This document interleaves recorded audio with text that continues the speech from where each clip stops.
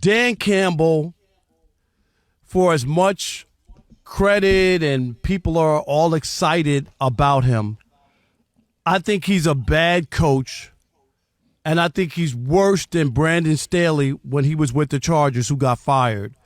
This is reckless.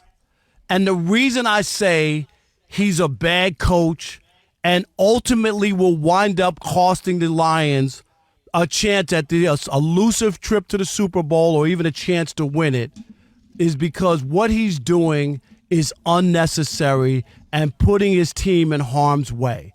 I'm going to say this really quickly, that Rob Parker's take on Dan Campbell, calling him a bad coach, is an irresponsible take as a sports journalist, especially here in the city of Detroit.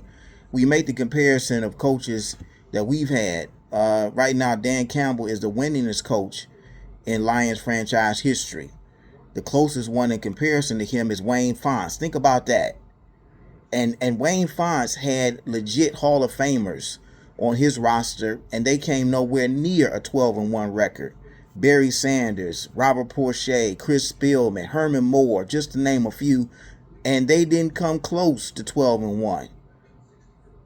And to call him a bad coach because he gambles periodically, taking risks instead of taking the points, referring to his last game, this Thanksgiving game against the Chicago Bears, where he went for it on fourth down, didn't get it the first time, went for it again towards the end of the game in order to keep the ball out of the hands of the Bears so that they could possibly mount a comeback.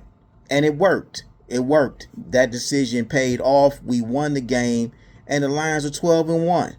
But the Lions are poised to be the number one seed in the NFC, hosting the NFC Championship game in the city of Detroit, and possibly heading to a Super Bowl and winning a Super Bowl, guys. This is what this so-called bad coach by Rob Parker is saying, or is doing right here in the city of Detroit for the Detroit Lions. So that was a very irresponsible take, and Rob Parker is going to have to retract that. He's going to have to take those words back when he sees that that Detroit is legit.